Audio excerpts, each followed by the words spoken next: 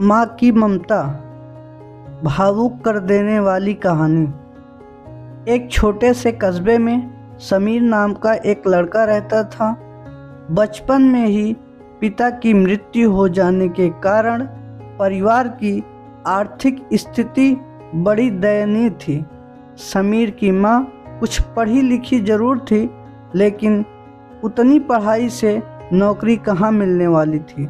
सो घर घर बर्तन मांज कर और सिलाई बुनाई का काम करके किसी तरह अपने बच्चे को पढ़ा लिखा रही थी। समीर स्वभाव से थोड़ा शर्मीला था और अक्सर चुपचाप बैठा रहता था।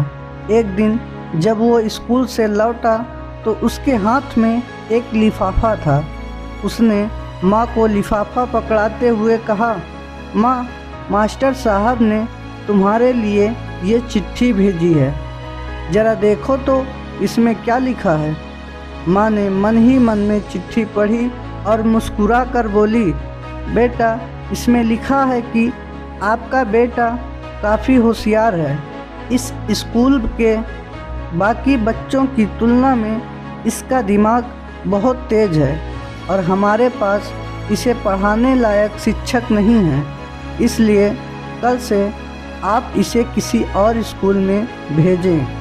यह बात सुनकर समीर को स्कूल ना जा सकने का दुख तो हुआ, पर साथ ही उसका मन आत्मविश्वास से भर गया कि वो कुछ खास है और उसकी बुद्धि तीव्र है।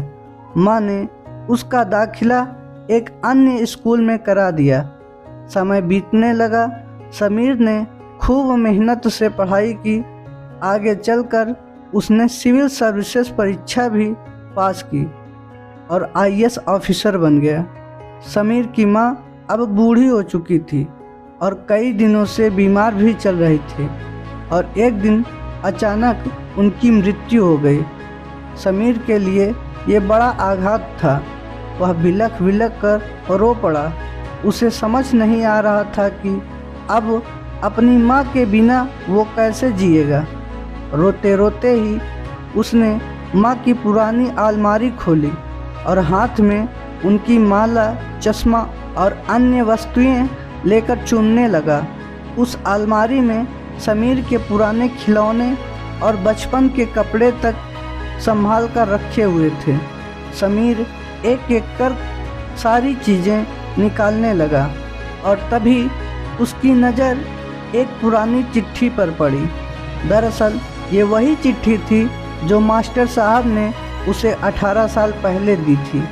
नम आँखों से समीर उसे पढ़ने लगा।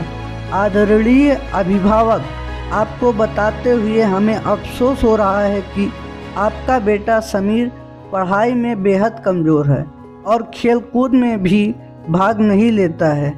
जान पड़ता है कि उम्र के हिसाब से समीर की वृद्धि विकसित नहीं हो पाई है, अतः हम इसे अपने विद्यालय में पढ़ाने में असमर्थ हैं। आपसे निवेदन है कि समीर का दाखिला किसी मंद बुद्धि विद्यालय में कराएं अथवा खुद घर पर रख कर इसे पढ़ाएं। सादर से, प्रिंसिपल। समीर जानता था कि भले अब उसकी माँ इस दुनिया में नहीं रही, पर वो जहाँ भी रहें उनकी ममता, उनका आशीर्वाद सदा उस पर बना रहेगा।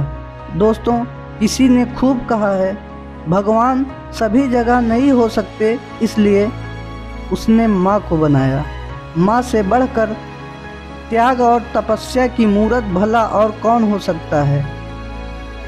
हम पढ़ लिख लें, बड़े होकर कुछ बन जाएं, इसके लिए वो चुपचाप न जाने कितनी कुर्बानियाँ देती है। अपनी ज़रूरतें मार कर हमारे शौक़ पूरा करती है।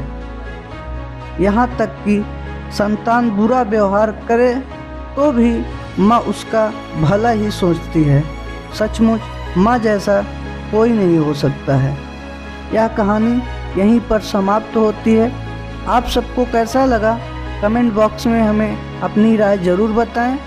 जल्द ही हम ऐसे ही किसी और कहानी के साथ मिलेंगे। तब तक के लिए नमस्कार, जय हिंद।